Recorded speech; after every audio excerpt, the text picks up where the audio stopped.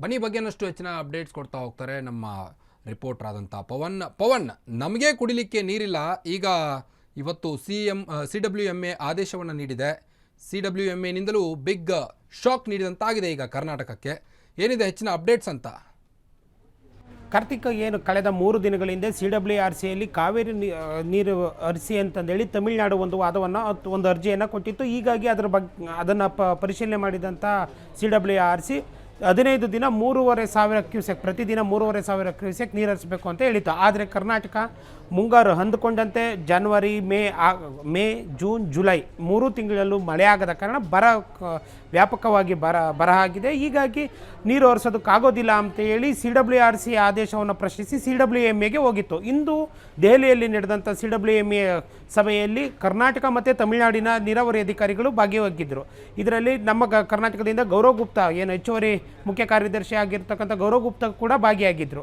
ಅಲ್ಲಿ ಏನಾಗಿದೆ ಅಂದರೆ ನಮಗೆ ನೀರು ಬಿಡಲೇಬೇಕು ಅನ್ನೋದು ತಮಿಳುನಾಡಿನ ವಾದ ಆಗಿತ್ತು.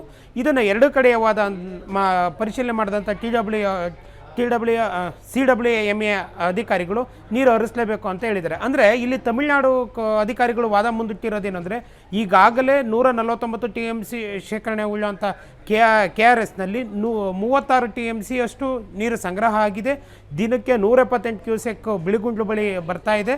ಹೀಗಾಗಿ ನಮಗೆ ನೀರು ಹರಿಸ್ಬೋದು ಅಂತ ಅವರು ವಾದ ಮಂಡನೆ ಮಾಡಿದ್ದಾರೆ. ಆದರೆ ಕರ್ನಾಟಕ ಸರ್ಕಾರದ ಅಧಿಕಾರಿಗಳು ವಾದ ಮಾಡಿರೋದು, ಇಲ್ಲ, ಕಳೆದ ಬಾರಿ ನಮಗೆ ಇಷ್ಟು ಸ್ಟೋರೇಜ್ ಇತ್ತು, ಕಳೆದ ಬಾರಿ ಈ ಹೊತ್ತಿಗೆ ಅಂದರೆ ಜುಲೈ ಹೊತ್ತಿಗೆ 116 TMC ನೀರು ಸಂಗ್ರಹ ಆಗಿತ್ತು. ಆದರೆ ಈ ಬಾರಿ ಹಂಗಿಲ್ಲ. ಕಳೆದ ಜೂನ್ ಮತ್ತು ಜುಲೈ ತಿಂಗಳಲ್ಲಿ ನಮಗೆ ಕೇವಲ KRSಗೆ ಬಂದಿರೋದು 3.5 TMC ನೀರಷ್ಟೇ. ನಮಗೆ ಒಂದು ದಿನಕ್ಕೆ 1,000 ಕ್ಯೂಸೆಕ್ ನೀರು ಸಹ ಬರ್ತಾ ಇಲ್ಲ. ನಮಗೆ ಹಾರಂಗಿ ಆಗಿರ್ಬೋದು, ಹೇಮಾವತಿ ಆಗಿರ್ಬೋದು, KRSಲ್ಲಿ ಯಾವುದೇ ಥರದ ನೀರು ಸ್ಟೋರೇಜ್ ಆಗಿಲ್ಲ. ಡೆಡ್ ಸೋರ್ಸು 4 TMC ಇರೋದ್ರಿಂದ ನಮಗೆ ಕುಡಿಲಿದ್ದಕ್ಕೆ 13 TMC ಬೇಕು. ಬೆಂಗಳೂರು, ರಾಮನಗರ, ಮಂಡ್ಯ, ಮೈಸೂರು ಜನರಿಗೆ ನಾವು ಕುಡಿಯೋದಕ್ಕೆ ನೀರು ಹರಿಸಬೇಕು. ಹೀಗಾಗಿ ನಾವು ಏನು ನೀರನ್ನು ಬಿಡೋದಕ್ಕಾಗೋದಿಲ್ಲ ಅನ್ನೋ ಪ್ರಬಲವಾದ ಮನ್ನೆ ಮಾಡಿದ್ರೂ ಕೂಡ CWMA ಅಧಿಕಾರಿಗಳು ಒಪ್ಪದೆ ತಮಿಳುನಾಡು ತಮಿಳುನಾಡು ಪರವನ್ನು ಆದೇಶ ನೀಡಿದ್ದಾರೆ. ಅಂದರೆ ನೀವು ಕನಿಷ್ಠ 15 ದಿನವಾಗಲಿ ನೀವು ನೀರು ಹರಿಸಲೇಬೇಕು ಅನ್ನೋ ಆದೇಶವನ್ನು ಮಾಡಿದ್ವಿ.